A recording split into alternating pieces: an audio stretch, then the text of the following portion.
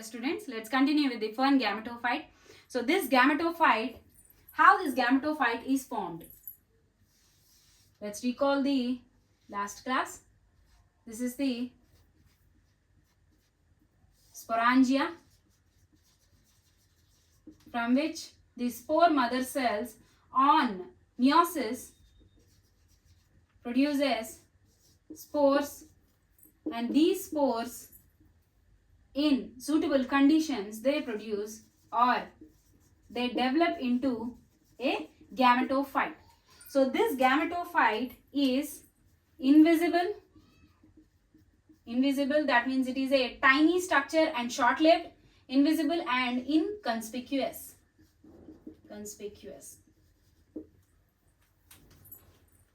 Next, coming to the structure of gametophyte. So this structure is, that means the gametophyte is a heart-shaped structure.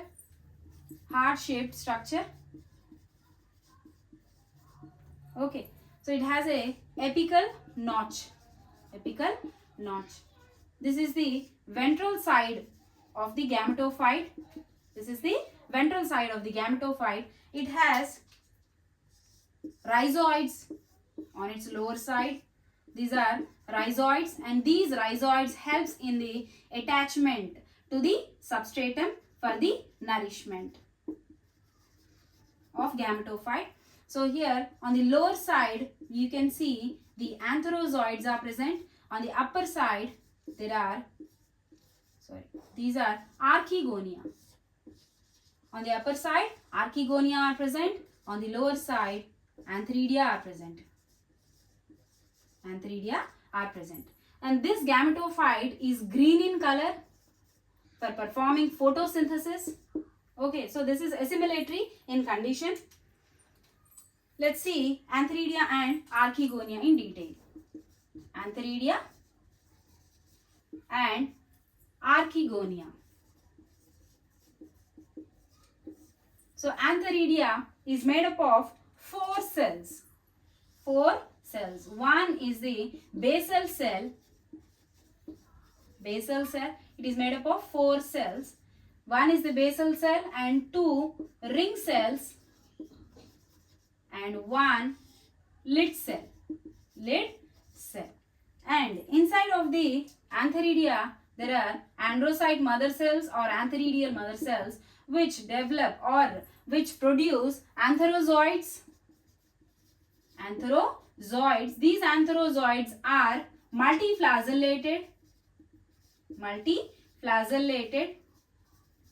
That means they have multiple flagella on their entire body.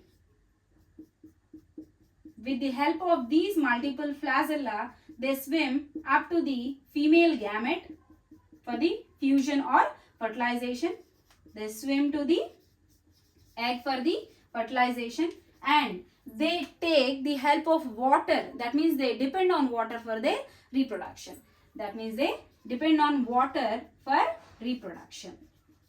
Okay. Next, coming to the archegonia. Archegonia is a flask-shaped structure. So this is the flask-shaped structure, and it is made up of four cells.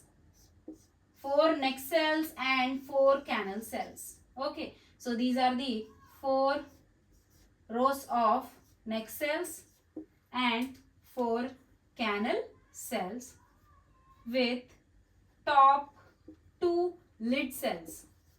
These are lid cells, these are neck cells, and these are canal cells. And this is the venter with centrally placed egg and also the venter cells.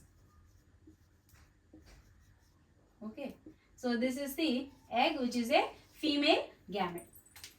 Now male and female gametes are right. So now let's see the fertilization. As we already mentioned, the pteridophytes, they depend on water for their reproduction. So the male gamete swims to the female gamete for the fusion. So now fusion takes place. After the fusion, zygote is formed. So this zygote is in diploid condition. These are in haploid condition, gametes. Now this zygote develops into a sporophyte, which is in diploid condition.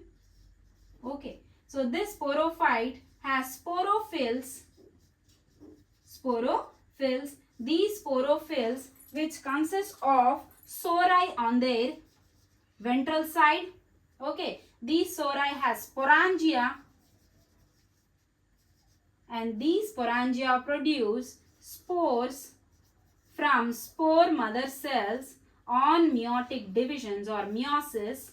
Okay, so these spore, under the suitable conditions, it develops into a gametophyte or prothallus, young prothallus, and this gametophyte produces male and female gametes. And then male and female gametes, they fuse to form zygote, and the cycle continues. So this is the life cycle of a fern. Life cycle of fern. So this is about the pteridophytes, fern life cycle, sporophyte and gametophyte. In the next class, we will discuss about the gymnosperms.